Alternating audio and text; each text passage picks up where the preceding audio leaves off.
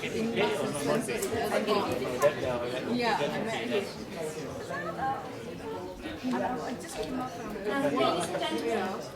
to begin again this afternoon now. I hope you've enjoyed your lunch.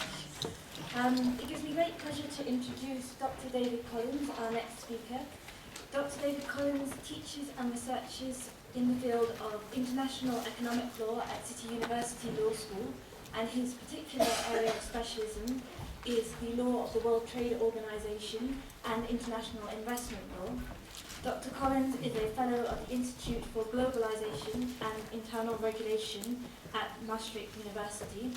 He has also been a visiting fellow at a number of academic institutions, including the University of Hong Kong and Columbia University. I'd like to invite Dr. David Collins to address us now on the impact of the World Trade Organization on the environment. Thank you.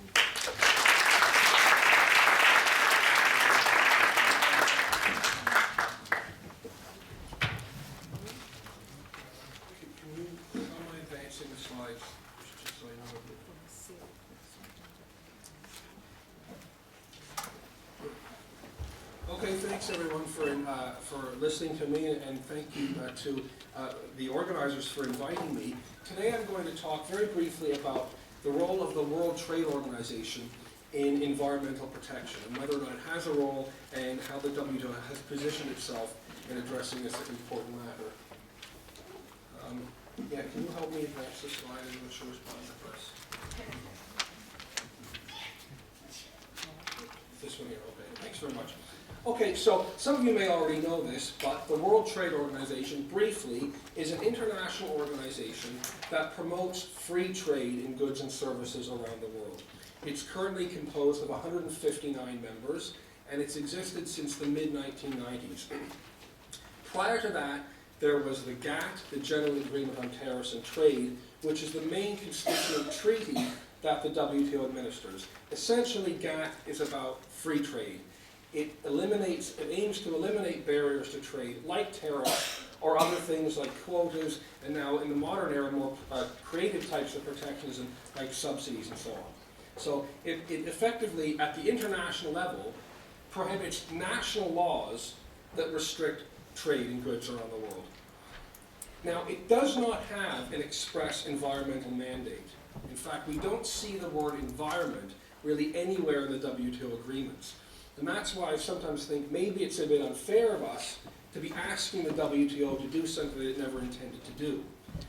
However, the WTO isn't heartless. It does have some, what we might call pro-environmental policies within it. And the task of the WTO in that regard is to prohibit laws that unfairly restrict trade, but it also allows laws that might have an environmental purpose to be valid under international law. So the task of the WTO is to make sure that an environmental law isn't being used in a disguised way to become a trade barrier. So you're sort of exploiting the idea of protecting the environment, where your real goal is actually to engage in protectionism. So that's what the WTO tries to resolve.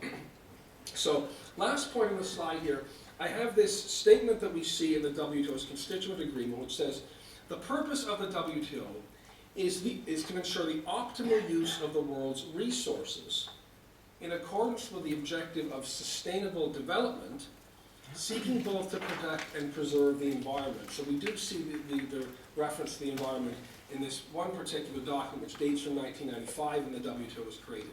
So sustainable development, optimal use of the world's resources, and preservation of the environment. So right there we can see that yes, in fact, the WTO at least claims to have these issues in its mind when it engages in its activities. So that's the starting point. What I want to turn to now are the provisions of the GATT, so the General Agreement on Tariffs and Trade, which might help us impose some environmental protections.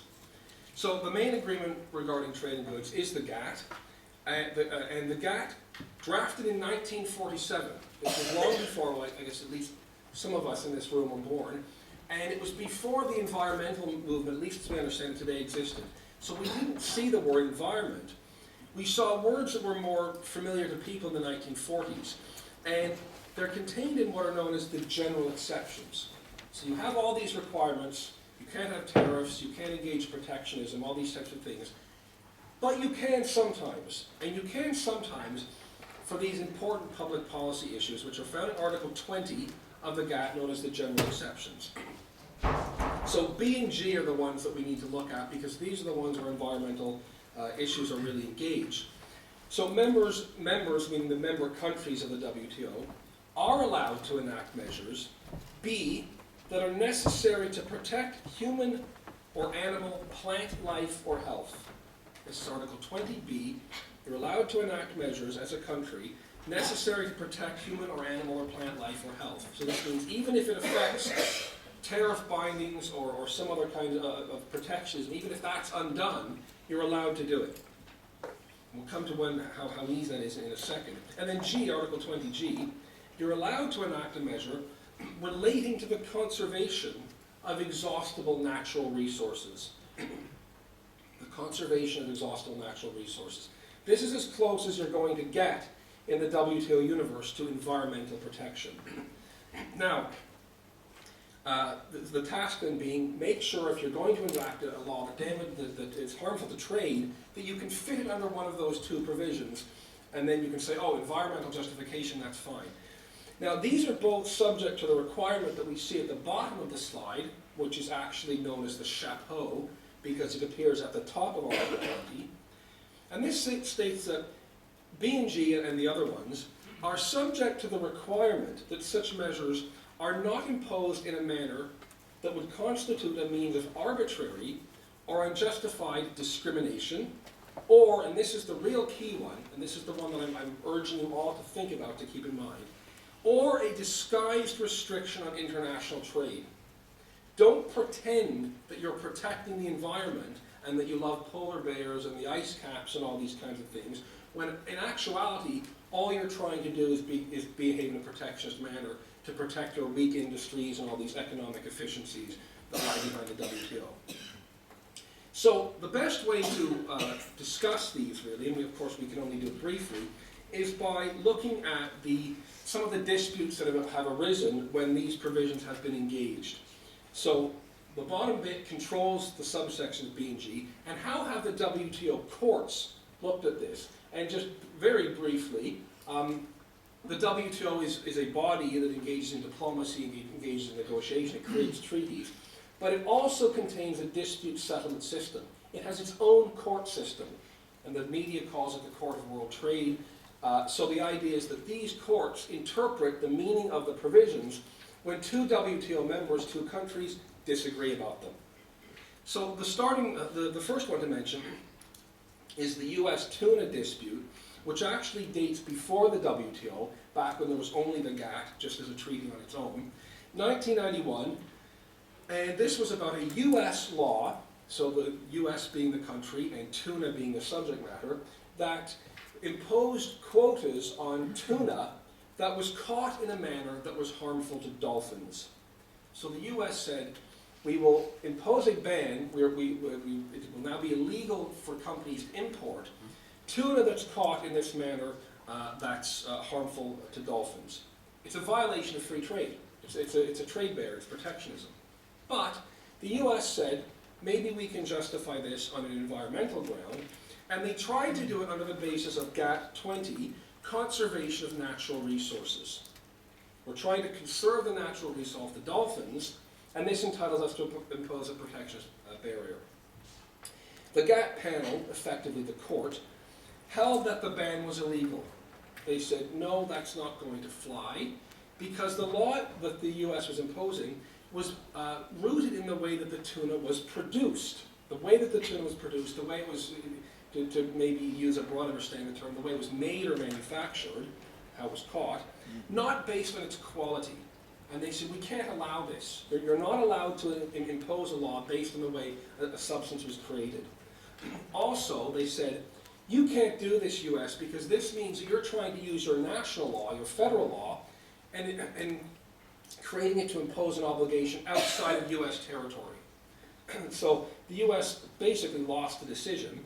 The court said, you're allowed to require that a label is put on all tuna saying that it's dolphin safe, because we can sort of construe this as being a way of maybe just sort of consumer protection, but you cannot impose the ban. So now the environmentalists might be tempted to say that this was a loss, but I think it's not so much a loss as it is just indicating the way that the WTO parses down these issues and it effectively marginalizes the environmental issues when it seems as though there's maybe a kind of a discriminatory motivation behind the law. You'll see what I mean more clearly in this next case, U.S. shrimp. Thankfully, we've already had lunch, or we'd be thinking of tuna and shrimp sandwiches, or at least I probably would be. This is probably the most famous dispute that has ever come before the WTO. It's the one that you always do in class with the new students. It's very similar to the dolphin case. The U.S. required that all imported shrimp had to have been caught in a manner that didn't harm sea turtles, using a particular device called a candid turtle exclusion device. If you couldn't demonstrate that your shrimp was caught in this manner that didn't kill turtles, it's illegal to be imported into the U.S. Protectionism, ban on international imports, upsets the WTO. Question then, can this fit within Article 20, exception on the conservation of exhaustible natural resources, in this case, the sea turtles? Now here's where the WTO really for the first time indicates that it's not anti-environment. I don't want to say that it's pro-environment, but it's clearly not anti-environment. The WTO appellate body, this is the higher court, you've got the lower court and the appeal court. The higher court said, absolutely we have to clarify, countries have the right to enact laws to protect their environment.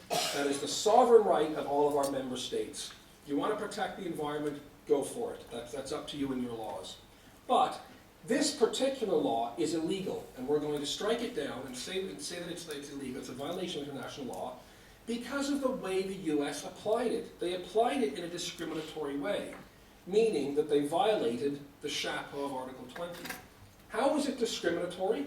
Well, it turns out that the U.S. was imposing this turtle safety requirement on shrimp from some countries more than on shrimp from other countries, without justification. It was in fact favoring Western Hemisphere caught shrimp, giving them more room to comply with the law, and it was discriminating against shrimp from Asia. So hang on, if you really care about turtles so much, why are you not really protecting turtles coming from the Western Hemisphere? Oh, but now you really care about it, but it's turtles coming from Asia. So it was the way that the U.S. imposed the ban that was discriminatory. And the WTO said, chapeau of Article 20, you can't do this. You have to apply the law evenly. So that's why the U.S. lost there. And again, you might say environmental movement, oh, the WTO is heartless, it ignored turtles. It didn't really. It clamped down on the discriminatory way that the U.S. was protecting turtles. This is a brand new one, actually. Only came out in the last few weeks. China rare earths. China's been a member of the WTO since 2001, and it's getting very litigious, both as a country that sues and that gets sued under the dispute settlement system. So China was hoarding rare earths like tungsten and molybdenum, if I'm pronouncing that correctly, which are vital earth metals for use in things like mobile phones. China was preventing the export of these things from China. We normally think of trade laws as being restrictions on imports. This was a prohibition within China on the export of these rare earth metals. China's hoarding them, and it doesn't take a degree in economics to see what the effect of this is. The metals become more and more expensive on world markets, and China corners the mobile phone market. So it was a strategy.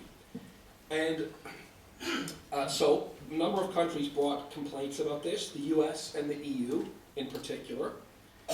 And the US and the EU said this is illegal, this is a trade barrier, this is protectionism. China tried to justify it on the basis of the environmental protections, again, that we see in Article 20. They said that the export control was on the basis of protection of human health and conservation of natural resources. Protection of human health because the mining of tungsten and the other heavy metals produces chemicals that damage miners, and it's horrible for breathing and all these kinds of things. And then natural resources, well, tungsten and molybdenum are a natural resource, and we have to prevent them from being overmined. Therefore, the export control is legitimate. Did this succeed? Well, no. And I think maybe with just the information that I've already given you, you might sense why this argument failed. The WTO said, we're not buying this. The panel did anyways. It now looks like it's going to be appealed. The panel said, we're not buying this. If you care so much about air quality in China, and you care so much about conserving tungsten molybdenum, stop mining them. Don't stop exporting it. Why are you mining it and then hoarding it in warehouses? Once it comes out of the ground, this is when the chemicals come out. So China was sort of put in this position, seemingly pretending to be caring about the environment, but really using the environment as a justification for imposing an export control so they could corner the market. So the WTO said, the appellate body, the panel said, there were other ways that China could have achieved these objectives other than restricting exports to metals. You could have done this by just, well, leaving it in the ground. Stop mining so much if you care about the environment. Now China's appealing this, and we'll see what happens. Now I just want to emphasize again, the idea behind all of this is not so much environmental laws aren't allowed. They are. That's great if you have an environmental policy. But make sure that you're legitimately imposing it. Don't impose it in a discriminatory way that's a backhanded means of protectionism. And that's really what Article 20 is doing as the chapeau to these specific exceptions. And the idea behind Article 20 is what lawyers like to say, good faith. Good faith. You have to really mean it. Do you really, really mean that you want to protect the environment? Or does this look like a convenient way to get out of doing what you really are trying to do, which is protectionism? Now, I want to go a little bit further. I was asked to talk about the greening of WTO rules. And here's where I'll maybe be a little bit more critical of the WTO if you feel that I'm perhaps defending it too staunchly. I was asked, is there a chance that the WTO is going to be more directly engaging with the environment? And I don't think it looks good, to be honest. The WTO is not an environmental organization. It never pretended to be, but that isn't an answer because obviously in dealing with international trade, it can encroach upon environmental issues. It's incredibly difficult to make any progress or change at the WTO. The Doha round of negotiations, which you've probably heard about in the news, hasn't achieved much. You've got 159 members now, all bickering and arguing about stuff. It's very unlikely that you would see a more explicit environmental policy inserted into the WTO. And I think the more issues that it tries to take on, like competition law or tax or intellectual property or whatnot, the harder and harder it's going to be for it to get anything done. So I think, if anything, we should probably be quite happy that the WTO hasn't gone further. There's a Trade and Environmental Committee that's been given the task of promoting dialogue among the WTO members on the environmental impact of trade policies. And I think maybe it's my cynicism, but you probably all agree with me, that doesn't sound very hopeful. Promoting dialogue seems to be like a euphemism for, well, just sit around and have coffee. So I don't think much is going to happen there. The WTO Director General, the head, has said we need to consider green energy policies. We need to consider improving access to clean energy. This is a statement from the head of the WTO. That's great. It's encouraging. Whether it's going to translate into something in the actual agreements, the treaties. Remember, it consented 159 governments to do this. Very, very unlikely. But at least it's nice to think that the WTO is aware of these things and is talking about it. I want to perhaps exceed my mandate, though I was asked to talk about today, and I want to look at this issue very briefly, because I know I'm running out of time, of international trade and environmental damage. So international trade generally, and just to defend myself that I'm doing this, the title of my presentation was The Impact of International Trade on the Environment, not really the impact of the WTO on the environment. It's commonly suggested that moving goods around the world, globalization, is environmentally damaging because this is associated with carbon emissions, which is damaging the environment. I'm not a scientist, so I'm just telling you what I've read. I think this is perhaps an exaggeration in the sense that I think we cannot accuse trade in goods, the movement of goods around the world, as being particularly guilty of contributing to emissions, inasmuch as localized sourcing of goods is not. Flawed perception of this idea of carbon footprint and the mentality that locally sourced goods are necessarily less damaging to the environment. That isn't necessarily true. About 90% of global trade in goods is by sea. 90% is by sea. And we're told that only 8% of carbon dioxide emissions related to transportation come from sea transport. So what I'm suggesting there is the movement of goods around the world is actually not as damaging to the environment as we might think that it is. Secondly, that's one point. Second point, the real carbon footprint of a product is very complex. So you cannot assume that just because you're buying something from across the street or a garden down the road, that it's necessarily less harmful to the environment than shipping something from across the world. One study in particular suggested that lamb from New Zealand, shipped all the way from New Zealand to the UK, per pound, is less damaging in terms of its carbon emissions than lamb grown from within the UK. So the point that I'm raising here, and again, I'm not a scientist, I'm just repeating what I've read elsewhere, is I don't think we should think of international trade, or really even of globalization generally, as an evil concept that is itself damaging the environment. International trade is not in itself damaging, so I don't think it should be discouraged on that basis. And I'm only saying, drawing attention to that because it seemed to fall in the ambit of what I was asked to talk about. Final slide. The other subject that one of the conference organizers asked me to speak about is almost a completely different subject, but I was asked to talk about it anyway. Comparing the WTO and its protection of the environment with international investment law and its protection of the environment.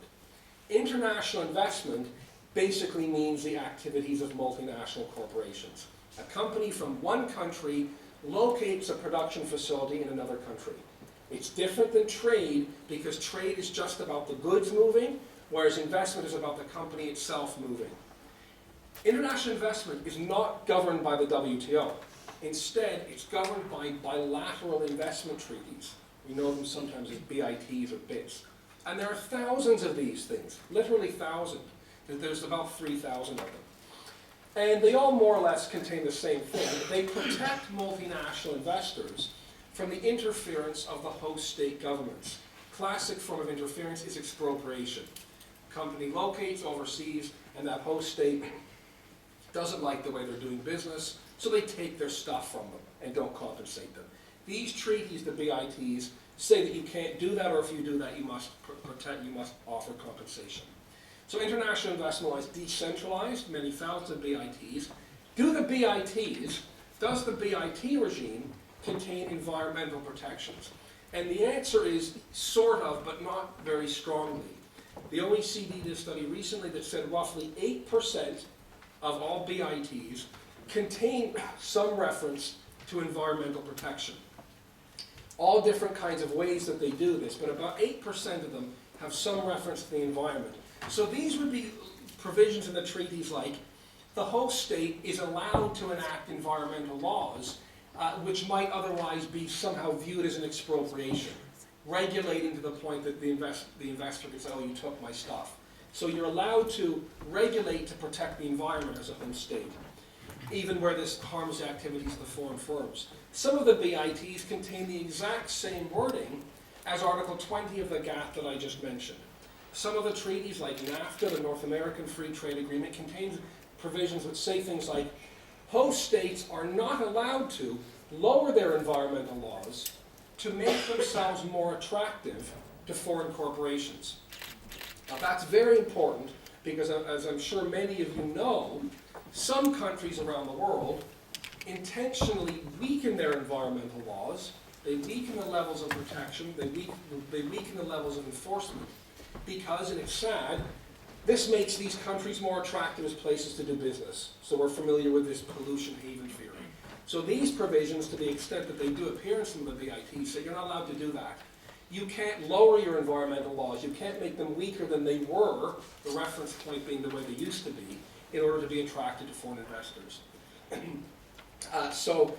We have sparingly, but we do see this in the BIT regime. And thankfully, some of the international investment arbitration decisions, the dispute settlement in the investment context, have upheld environmental laws enacted by host states. So, for example, I won't go into this in detail because I think I'm running out of time, or I've already run out of time. the Methanex dispute, which was brought under NAFTA. This was a Canadian company locating in the US, locating a waste disposal company in the US. It got upset about the US's environmental laws that were enacted that damaged its profitability, and the US said, well, it's an environmental law, we're allowed to do this, and the NAFTA tribunal said, yes, the US is allowed to do this, provided that it's done in a transparent manner. And we had similar rulings, not quite as cut and dry as that, in the metal-clad dispute, which was also a NAFTA case. So encouragingly, we are seeing decisions at the level of international arbitration of the bilateral investment treaties that are recognizing the right of the host states to protect the environment. So if anything, actually, we're seeing more progress in environmental protection in the investment context than we are in the trade context. So I think I will stop there. I imagine that's probably roughly the amount of time that I had. And or do I even have more time? No, I think I'll stop now.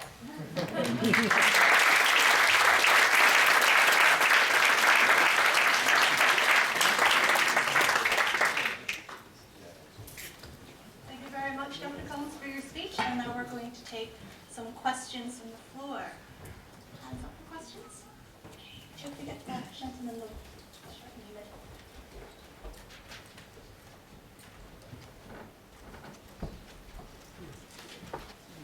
Could you raise your hand again?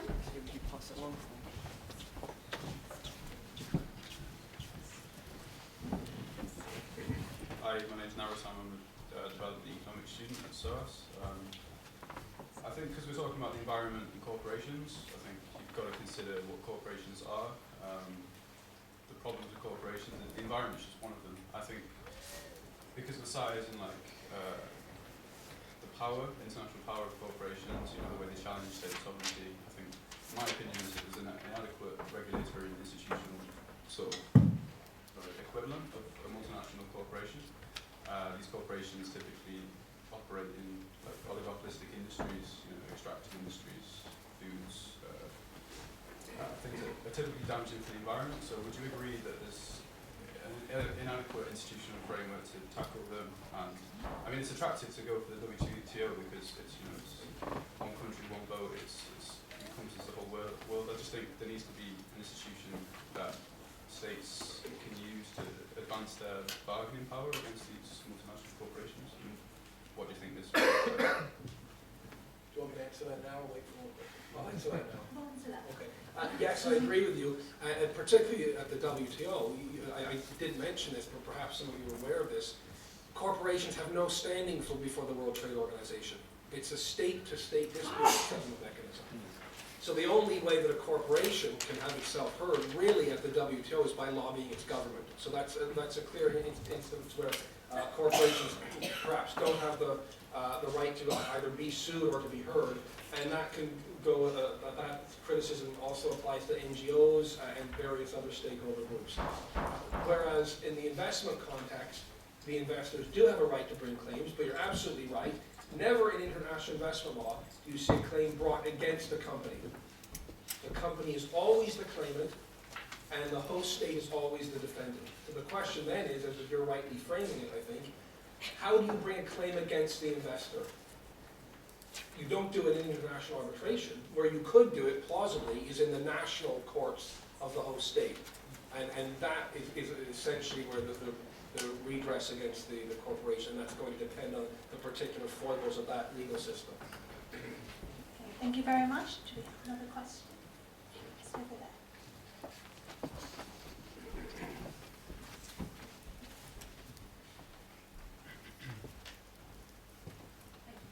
Hello, Elspeth Owens-Kleiner.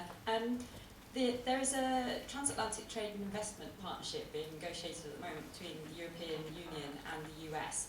And the phrase that is being regularly thrown about it is that there is a risk that it will be a race to the bottom in terms of environmental regulation in Europe and the US. And I was just wondering whether you thought there's any merit in that, or whether in fact, it's interesting to hear your points about cases that are said to be environmental but are in fact protectionist in the background. And I was wondering whether this argument that actually this is a race to the bottom actually has any merit, or whether people are actually misunderstanding how these agreements work. I don't know.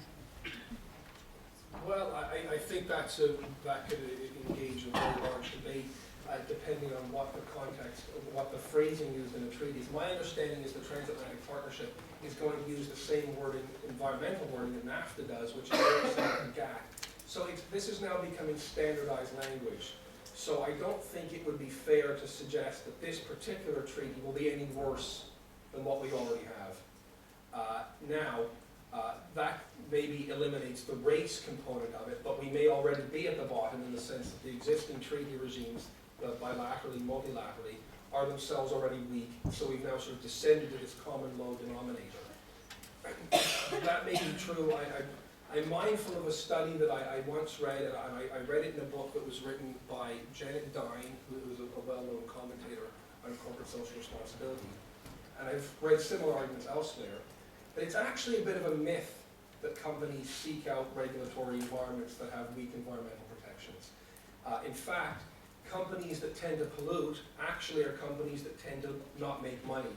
And I find this incredibly interesting, and I would love to hear more research done on this. And I'm mindful of the earlier presentation about encouraging clothing development that's not toxic. And I wonder, is there a business case for this, as well as there is an ethical case for it? There's obviously an ethical case for it.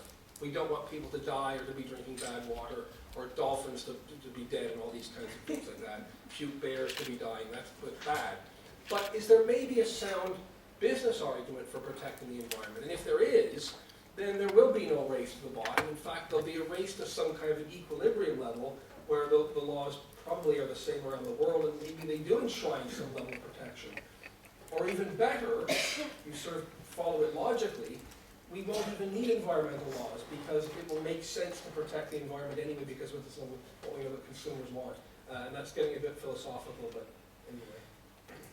Thank you very much, and I think we have time for one more question. Over here.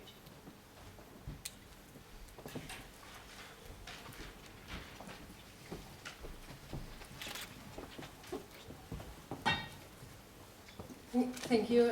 Following a little bit on what the lady from PIEL says about this TTIP and in general, because I was just wondering, because the cases you brought were the NAFTA ones, but we also see actually, not under TTIP, but under other investment treaties, we see cases where, for example, the Swedish company Vattenfall is suing the German government for, making the policy decision to divert from nuclear energy, and I really do see quite a threat for, democracy and the role of policy. And especially in the fact that it is ruled by this arbitration tribunal, which has its meetings in an intransparent manner and no appeal mechanism and all of that. So I was just wondering how that compares to the NAFTA. What is your view on that? That Swedish case is very interesting, and my understanding is that might end up being settled and not end up reaching a level of full arbitration. So the Swedish government, a Swedish company is now evidently potentially bringing a case against Germany because Germany has made nuclear power illegal, which is now damaging the interests of this Swedish nuclear company. And they were going to frame it as an expropriation. You took our assets, a nuclear power plant, by making nuclear power illegal under German law. So this is the type of claim that could be brought. Each bilateral investment treaty is different slightly. That would be the Swedish-German VIT. I'm not sure exactly what's in it. I don't know if it has environmental protection. It might. If it does, it doesn't have much. But you're quite right in pointing out, international investment arbitration, the way in which these disputes are resolved is totally secret. You will never go into one of them unless you're part of the committee, part of the team. I tried to get into one when I was in Washington. I said, I promise I'll sign a non-disclosure agreement. Please, I'm just an innocent little lecturer writing articles. No, you can't go in. You can't get anywhere near to them. We don't know what's happening. Thankfully, more and more of the investment arbitrations are being publicized on the internet. We're seeing more of them, but we don't know how many are actually taking place. We don't know how much they're being edited. There is no right for amicus curiae briefs, so there's no right for non-parties to appear. Maybe they can appear, but it's at the whim of the parties. And all this kind of thing makes us nervous. If we're used to fundamental justice and all these kinds of things, natural law, duty to give reasons, duty to be heard, this might make us a bit unsettled. but then what's the alternative? If we didn't have this system that we have now, it would probably be even more secret. It would be that the companies would agree to resolve their disputes in even more secret boardrooms. So I think we should be cautious about pushing the transparency agenda too hard, because if we do, there's a risk that companies will completely abandon the procedure that we already have, and it will be an even more secret one that takes place.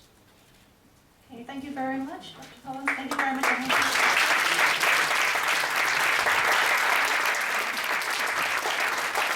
I'd like now to invite Professor Horwath to come back and to introduce our next panel, which will be Challenges in Prosecuting Corporations.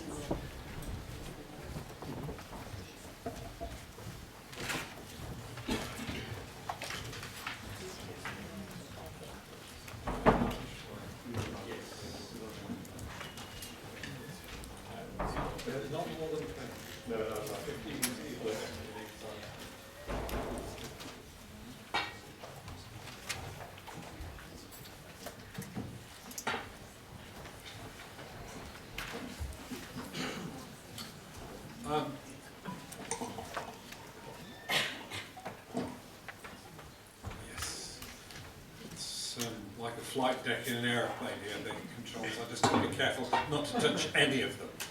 I'm pleased to be back, and particularly to head up this panel, which is about enforcement. Now, I recall there was a really incisive question from the lady from SOAS, and to all the other panels. Why is it that environmental law doesn't work as effectively as it should do? And I really wished I'd been able to answer that question, but I can't. But we have here three people who between them might be able to offer some light on that, so it's really good to have experts to talk about issues of enforcement, particularly our first speaker, Shruti Suresh, who's the wildlife campaigner for the Environmental Investigations Agency. It's good that we're giving some coverage to green environmental law issues. Sometimes environmental law is colour-coded. There's brown environmental law, which is about pollution control and environmental quality. There's green environmental law, which is about ecology, ecosystem, species. And we have an expert to talk about issues to do with wildlife trade enforcement. Thank you very much for your presentation.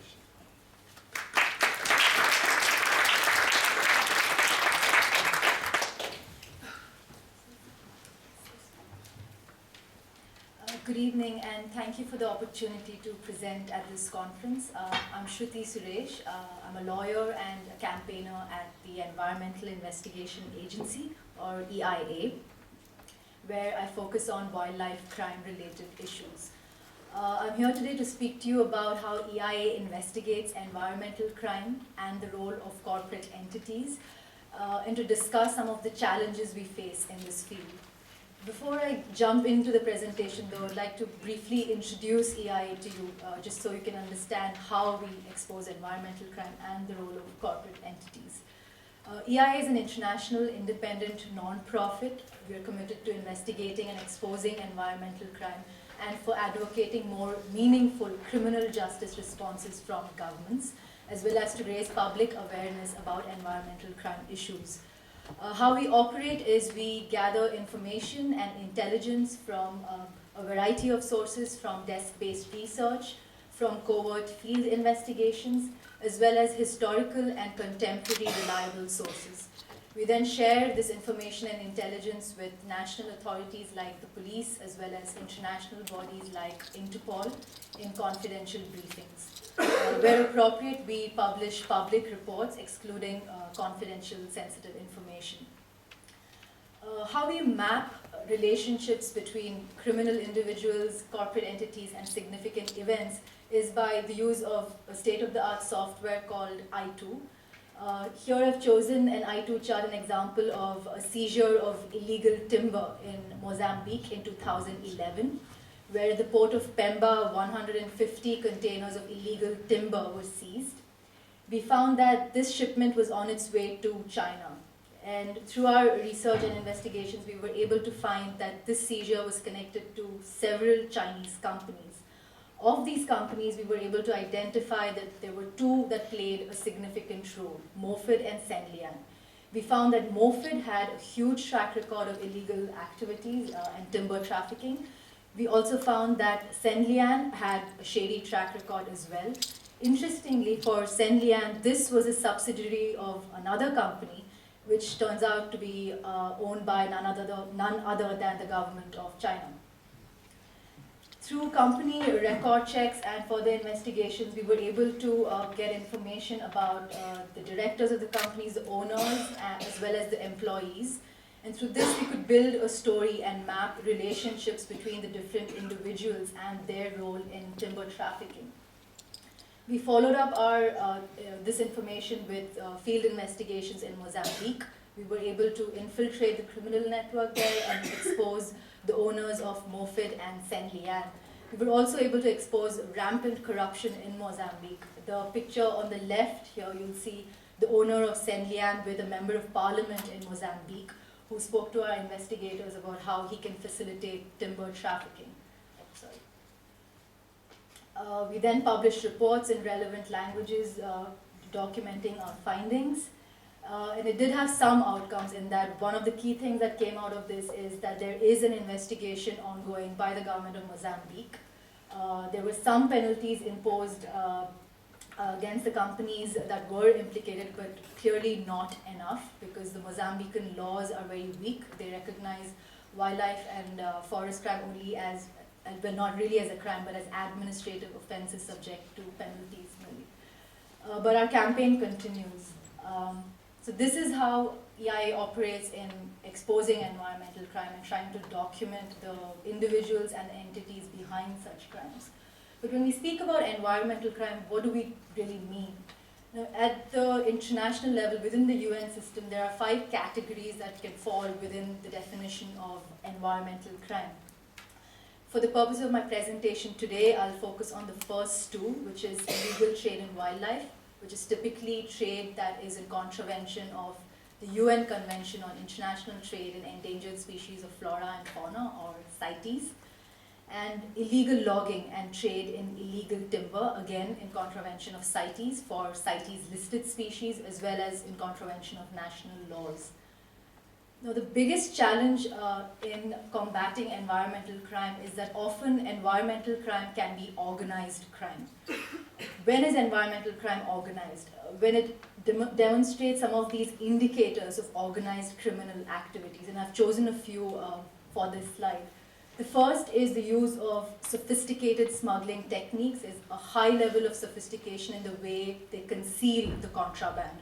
For example, we have documented traders who can take illegal ivory, store it in a metal box, suspend it below the ship, and then the ship is then transported from Africa to China, so that when there is a raid at the border, the contraband is not found on the ship because it's suspended below the ship. Another indicator of organized criminal activity is the use of fake and front companies. So you could have a company with a legitimate activity using that as a front or cover for criminal activity such as wildlife trafficking. You could also have a fake company using a fake name or a name which is similar to a well-established company's name, which is used again to throw off enforcement authorities. You also have a significant financial investment in undertaking such criminal activities and for processing and marketing the products. Often the individuals and offenders involved in committing the criminal activities are quite poor, but they are being sponsored by kingpin individuals and corporate entities, and it's really difficult to identify such kingpins in the trade. And we're seeing this particularly in the ivory trade. It's no longer small-scale poaching that's taking place. We had a recent poaching incident in the DRC, the Democratic Republic of Congo, where the poachers were armed with sophisticated arms and ammunition, night vision equipment, and they were poaching herds of elephants from helicopters. This is again an indicator of organized criminal activities. The next indicator, I believe, is one of the biggest gray areas when it comes to environmental crime. which is that you do not have enough attention being paid today to the laundering through sophisticated schemes. You have huge profits being raised from flora and fauna trafficking, and this is laundered through sophisticated measures like through shell companies, through secret bank accounts, often across multiple jurisdictions, through offshore financial centers.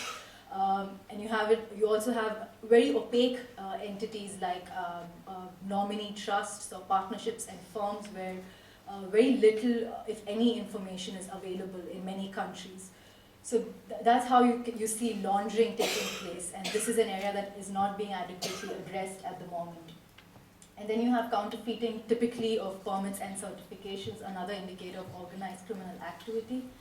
And finally, the reason organized criminal syndicates are attracted to wildlife and forest crime is the huge profits involved.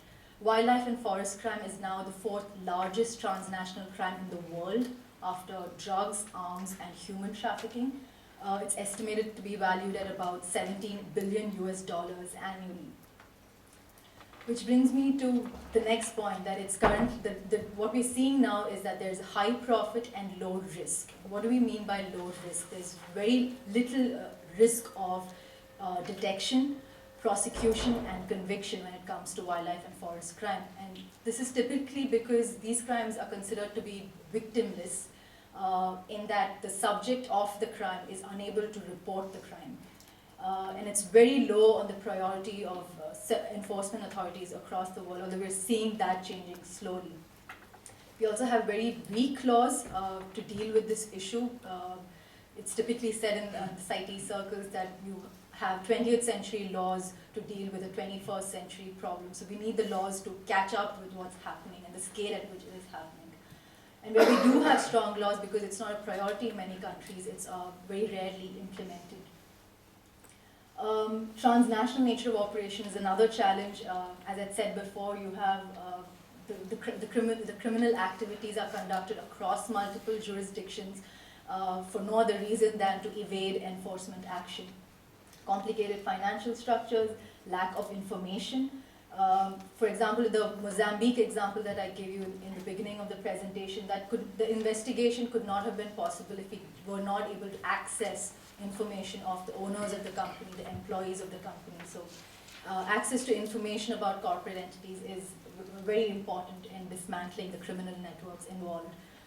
Finally, corruption and lack of governance. I don't have to spend too much time on this, but this is one of the biggest reasons that wildlife and forest crime is rampant. It's almost a normal cost of business operation for many corporate entities. I thought I could just give you some examples from our investigations which demonstrate some of the challenges I've just mentioned. I'll start with the ivory trade first. Here we've seen the use of multiple corporate entities, again across multiple jurisdictions, for evading enforcement. The example I've chosen here is the seizure of more than 7 tons of ivory in 2002